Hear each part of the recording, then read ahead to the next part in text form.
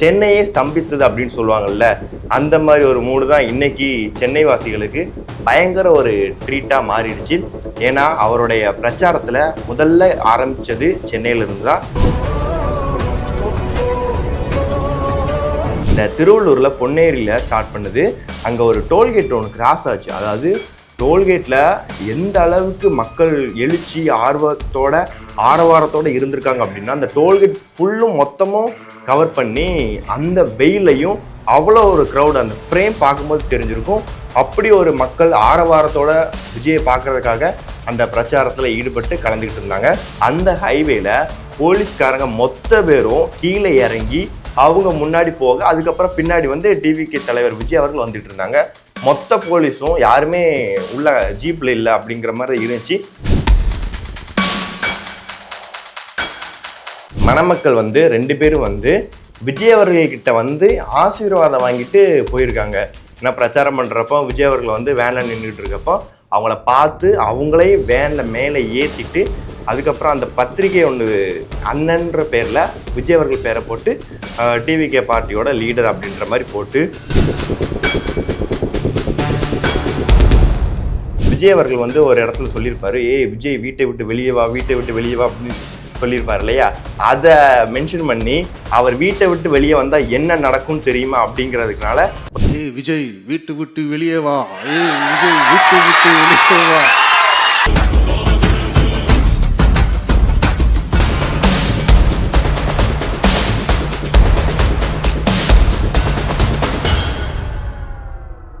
தமிழக சட்டமன்ற தேர்தல் 2026 வந்து கிட்டத்தட்ட இறுதி கட்டத்தை நெருங்கிருச்சு அப்படி தான் சொல்லணும்.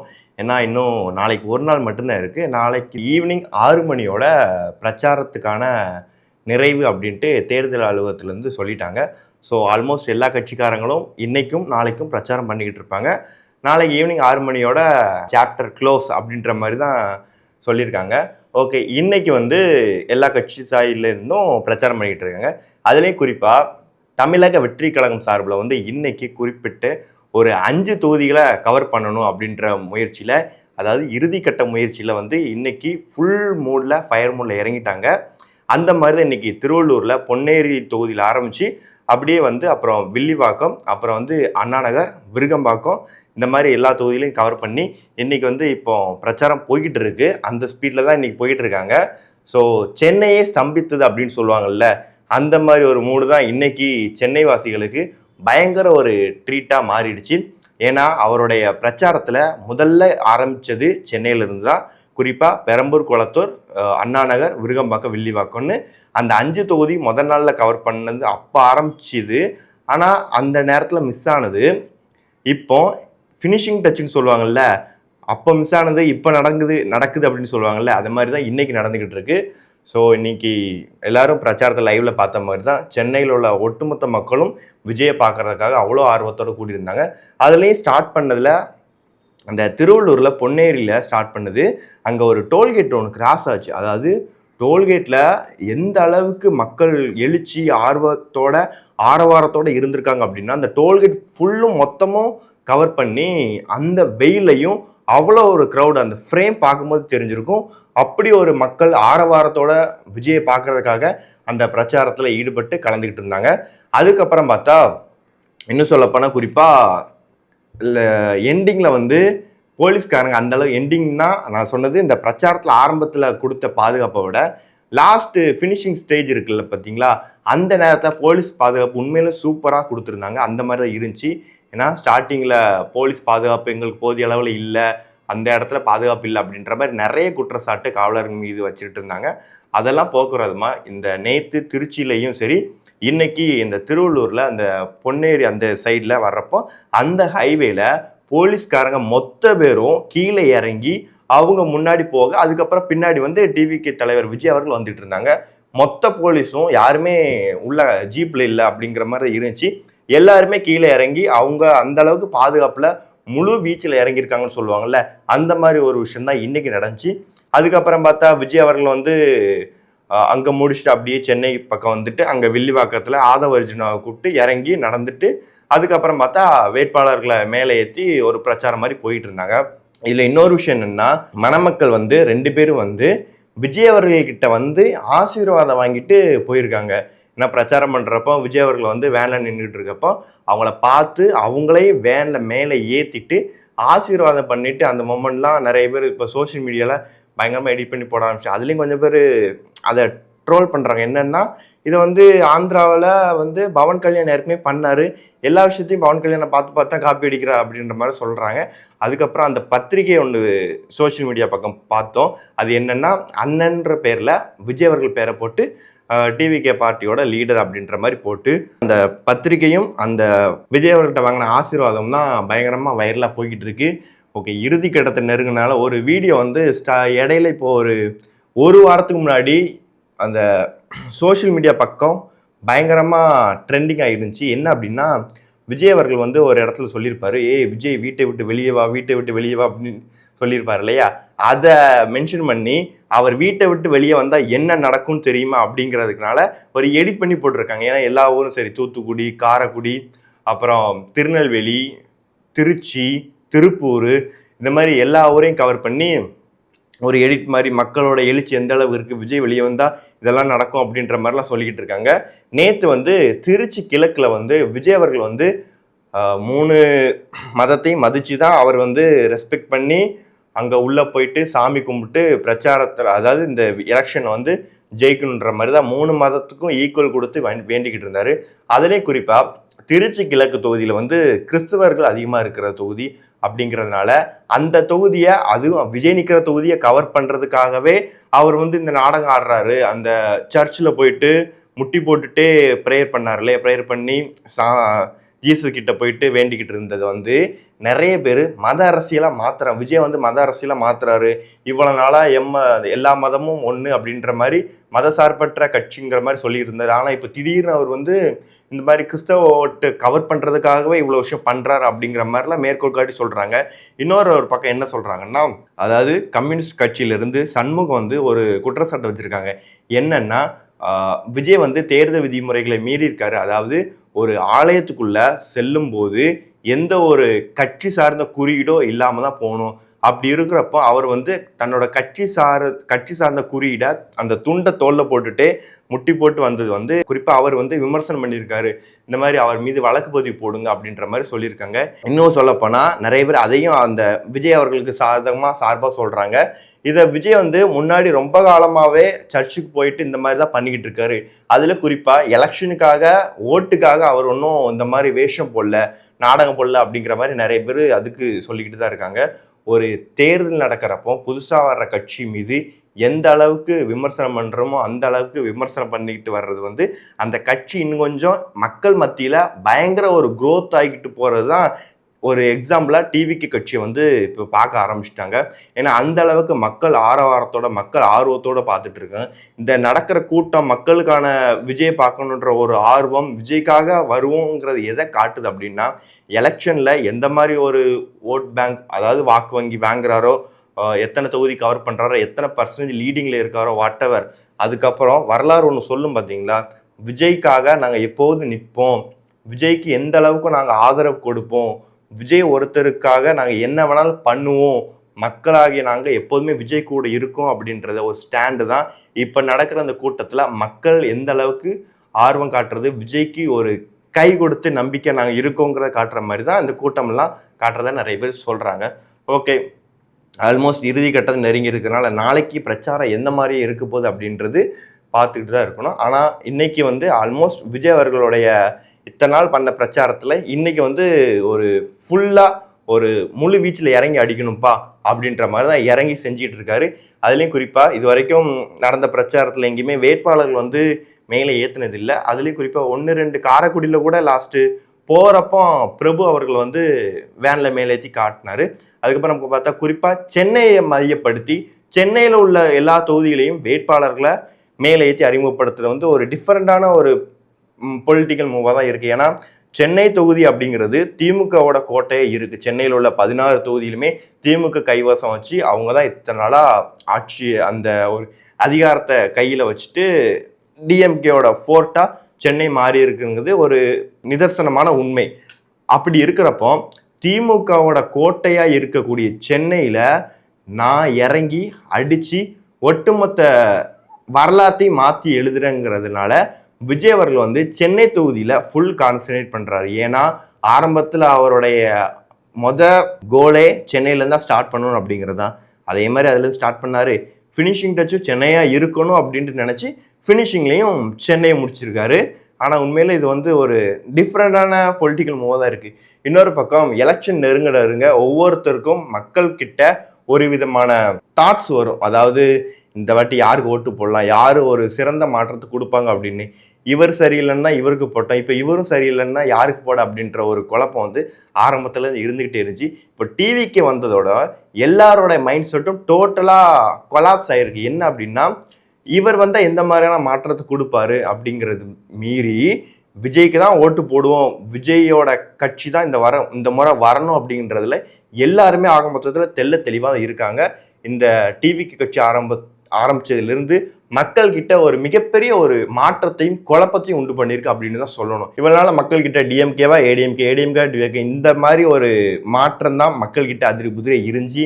ஆனால் டிவிக்கு வந்ததுக்கு அப்புறம் ஒட்டுமொத்தமாக நிறைய பேர் விஜய் தான் சின்ன குழந்தைங்கள்ல இருந்து அவங்க அந்த சோஷியல் மீடியாவில் வீடியோவாக பார்த்துட்டு இருப்போம்.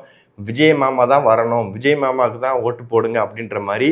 அது கூட அந்த சிஎம்னா சீஃப் மினிஸ்டர் ஆஃப் தமிழ்நாடு என்னங்கிறத அந்த சின்ன குழந்தை கூட தெரிஞ்சு வச்சிருக்கு. ஸோ இந்த அளவுக்கு ஒரு அரசியல் புரிதலை விஜய் வந்து விதைச்சிருக்காரு அப்படிங்கிறது தான் ஒரு வரலாற்று உண்மை அப்படிதான் சொல்லணும். ஏன்னா நிறைய பேர் அரசியல் தெரியாதவங்க கூட இப்போ அரசியல் தெரிஞ்சுக்கிட்டு இருக்காங்க. யார் தொகுதியில் எந்த மாதிரிலாம் இதுக்கு முன்னாடி பண்ணியிருக்காங்க, எத்தனை முறை எலெக்ஷனில் நின்று ஜெயிச்சிருக்காங்க, தொகுதியில் என்ன பிரச்சனை, அப்புறம் வந்து ஒரு எம்எல்ஏன்னா அவருக்கு உச்சபட்சமாக என்னென்ன அதிகாரம்லாம் இருக்கும், எம்எல்ஏ வாங்குற சம்பளம் எவ்வளோ, அவங்க தொகுதியில் மேம்பாட்டு நிதிக்காக எம்எல்ஏக்கு கொடுக்கப்பட்ட அமௌண்ட் எவ்வளோ, இந்த மாதிரி விஷயங்கள்லாம் அடிப்படை சாதாரண பேசிக்கான விஷயங்கள்லாம் தெரிஞ்சுக்கிறதுக்கு முக்கிய காரணமாக அமைஞ்சது டிவிக்கு கட்சியும் அதுக்கு காரணமாக இருந்த விஜய் அவர்களும் தான். அப்படி ஒரு மாற்றத்தை தமிழ்நாட்டில் வச்சிருக்காரு அப்படிங்கிறது தான் இந்த 2026 ஆகப்பெரும் ஒரு முன்னுதாரணமாக இருந்துட்டு வருது. அப்படி இருக்கிறப்போ இந்த தேர்தலை 2026 சட்டமன்ற தேர்தலை ஒட்டுமொத்த தமிழ்நாடே எதிர்பார்த்து காத்துட்டு இருக்கு. குறிப்பா இளைஞர்கள். ஏன்னா இடையில கூட ஒரு கருத்து கணிப்பு வந்துச்சு ஜூனியர் விகடனோட சர்வேல யார் அடுத்த முதலமைச்சரா ஆக வேண்டும் அப்படின்ட்டு மக்கள்கிட்ட கருத்து கணிப்பு கேட்கறதுல 44% விஜய் அவர்களாக தேர்ந்தெடுத்தாங்க. அப்படியே கொஞ்சம் போன எலெக்ஷன்ல 2021 போனால் அங்கே வந்து ஸ்டாலின் அவர்களை தான் சொல்லியிருக்காங்க. அதுக்கு முன்னாடி ஏடிஎம்கே, அப்புறம் சீமான், அப்புறம் மற்ற கட்சிகள்லாம் சொல்லியிருக்காங்க. ஆனால் 2026 விஜய் தான் எங்களுக்கு முதலமைச்சராக வரணும் அப்படின்ட்டு 44% மக்கள் வந்து தீர்மானிச்சிருக்காங்க. அதுவே யார் வந்து ஆட்சி அமைப்பா அப்படிங்கிறதுல வந்து டிஎம்கே முன்னிலையில் இருக்காங்க, ஏடிஎம்கே 2வது இடத்துல இருக்காங்க, 3வது டிவிக்கு வந்து ஒரு 15-25% ஓட்டு வாங்குவாங்க. ஒரு 3 இடங்கள்ல ஜெயிக்க வாய்ப்பு இருக்கு அப்படின்னு சொல்லுவாங்க. அந்த 3 இடம் வந்து பெரம்பூர், திருச்சி கிழக்கு ரெண்டுமே விஜய் நிற்கிற தொகுதி. அப்புறம் பார்த்தா ஆர்கே நகர் தொகுதி. இந்த 3 இடத்துல விஜய் ஜெயிப்பாங்க. அதுக்கப்புறம் பார்த்தா நாம் தமிழர் இல்லை, அதுக்கப்புறம் இழுபறின்னு இருக்குல்ல, அது வந்து ஒரு 27 அப்படின்ற மாதிரி சொல்லியிருக்காங்க. விஜய் வந்ததுனால எல்லா கட்சிகளுமே ஓட்டு வந்து சிதறுது, பிரிஞ்சு போகுது. அதுலேயும் குறிப்பாக நாம் தமிழர் கட்சியை வந்து கண்டிப்பாக சொல்லி ஆகணும்.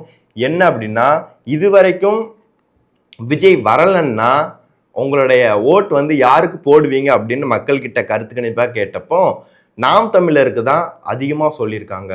விஜய் வந்ததுனால நாம் தமிழரோட பர்சன்டேஜ் பார்த்தா ரொம்ப டவுனில் இருக்குது. கிட்டத்தட்ட ஒரு இடம் கூட ஜெயிக்க மாட்டாங்கன்ற ஒரு நிலைமைக்கு தள்ளப்பட்டிருக்காங்க. அப்படி இருக்கிறப்போ ஸோ விஜய் வந்ததுனால நாம் தமிழர் கட்சிக்கு தான் பயங்கர அடி. அந்த மாதிரி ஒரு இடத்துக்கு தள்ளப்பட்டிருக்கிற ஒரு கட்சியாக நாம் தமிழர் கட்சி மாறிடுச்சு. நேற்று சாட்டை துரைமுருகன் பேசின ஒரு வீடியோ வந்து பயங்கரமாக வைரலாக போயிட்டு இருக்கு.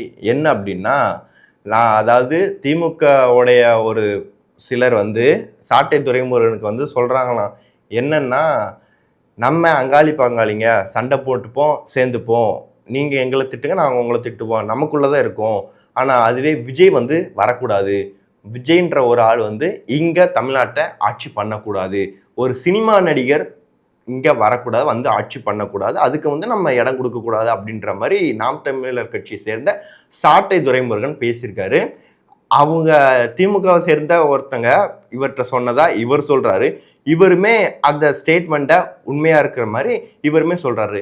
இதுல இருந்து நிறைய பேர் சொல்றாங்க, இதுல இருந்து என்ன தெரியுது, நாம் தமிழர் கட்சியும் திமுகவும் ஒரு கூட்டணியில மறைமுக கூட்டணியில் இருக்காங்க அப்படின்றது அவங்களுடைய கட்சியவே எக்ஸ்போஸ் பண்ற மாதிரி இருக்கு. இடையில கூட நாம் தமிழர் கட்சியை சேர்ந்த ஒரு சிலர் வெளியில பிரச்சாரம் பண்றப்ப பேசின விஷயங்கள் பயங்கரமா ஒரு விமர்சனத்தை ஏற்படுத்திக்கிட்டு இருந்துச்சு. இன்னுமே இந்த பணப்பட்டுவாடாங்கிறது நிற்காத குறையாத இருக்கு. ஏன்னா நிறைய தொகுதியில் பணப்பட்டுவாடா போயிட்டு இருக்கு. ஏன்னா நாளையோட முடியுதுங்க அப்படிங்கிறனால முழு வீச்சில் போலீஸுக்கு தெரியாமல், தேர்தல் ஆணையத்துக்கு தெரியாமல் நம்ம பணப்பட்டுவாடா பண்ணிட்டு இருப்போம் அப்படின்ற ஒரு விஷயத்துல இறங்கியிருக்காங்க. இடையில பிரகாஷ்ராஜ் பேசின விஷயம்லாம் பயங்கரமாக வைரலாக போய்கிட்டு இருந்துச்சு. அதில் கூட இடையில ஒரு சேனலுக்கு பேட்டி கொடுத்துருந்தாரு. என்ன அப்படின்னா, விஜய் சினிமா மாடலுங்கிறத நம்ம ஆதரிக்க கூடாது. இது என்னோட வெறுப்பு இல்லை, ஆதங்கத்தை சொல்கிறேன்.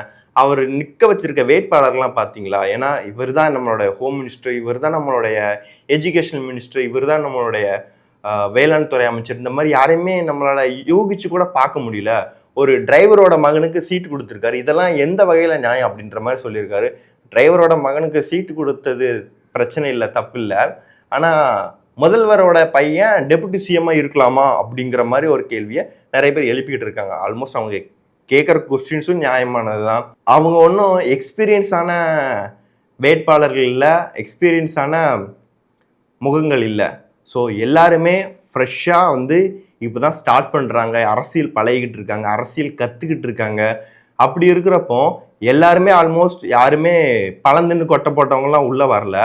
எல்லாருமே ஸ்டார்டிங்கை பேஸ்மெண்ட்லேருந்து அதுக்கப்புறமா அவங்க லேர்ன் பண்ணி கேதர் பண்ணி தான் ஒரு நல்ல ஒரு ஆட்சியோ இடத்தையோ பிடிச்சிக்கிட்டு இருக்காங்க. ஆனால் இவர் அப்படியே எப்படி சொல்கிறார் அப்படின்னா, டிரைவர் மகள்லாம் வேட்பாளர் இருக்கக்கூடாதா, டிரைவரோட மகள்லாம் எம்எல்ஏ ஆகக்கூடாதா அப்படின்றத குறிப்பிட்டு சொல்கிறாரு. இன்னும் சொல்லப்போனால் நிறைய சினிமா, அதில் இடையில சுந்தர்சியோட ஒரு பேட்டி ஒன்று பார்த்தேன். அதில் ஒரு சொன்ன விஷயம் என்னென்னா, சினிமாக்காரனை திட்டுறது வேற யாரும் இல்லை, சினிமாக்காரன் மட்டும்தான், சினிமாக்காரனை அடிக்கிறது வேற யாரும் இல்லை, சினிமாக்காரன் மட்டும்தான் அப்படிங்கிற மாதிரி சொல்லியிருக்காரு. உண்மையிலே அது எந்த அளவுக்கு உண்மையான விஷயமோ அது இப்போ களத்தில் இருக்கப்போ தான் தெரியுது.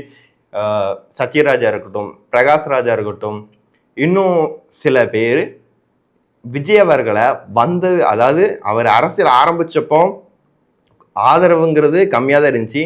இப்போ போக போக அவரை விமர்சனம் பண்ணுறது, திட்டுறது, அவர் இவங்களுடைய கைகூலி, இவங்களுடைய பி டீமு, அவர் சினிமாக்காரன் நாட்டே ஆளக்கூடாது, சினிமாக்காரன் சினிமாவுக்கே அனுப்பி வச்சிடணும் அப்படின்ற மாதிரி நிறைய பேர் விமர்சனம் பண்ணிக்கிட்டு இருக்காங்க. அதில் அவர் சொன்ன மாதிரி சினிமாக்காரனை அடிக்கிறது, வீழ்த்துறது சினிமாக்காரன் வேற யாரும் கிடையாது, அந்த மாதிரி தான் இருக்குது இந்த கலைநிலை. அதுவும் ஒரு சில பேர் ஒரு சில கட்சிக்கு ஆதரவாக பேசுறது தப்பு இல்லை. ஆனால் அந்த கட்சியை டிபெண்ட் பண்ணி இருந்துட்டு இப்போ அவங்களுடைய ஃபீல்டில் உள்ள ஒருத்தரை வரவேற்காம, சப்போர்ட் பண்ணாமல், அட்லீஸ்ட் பேசாமல், சுந்தர்சி மாதிரி பேசாமல் இருக்கலாம். ஆனால் அதையும் மீறி தரந்தாழ்த்தி பேசுறதுன்றது ஒன்று இருக்குது இல்லை, அதெல்லாம் ஒரு படி மேலே போய் விமர்சனம் பண்ண ஆரம்பிச்சிட்டாங்க.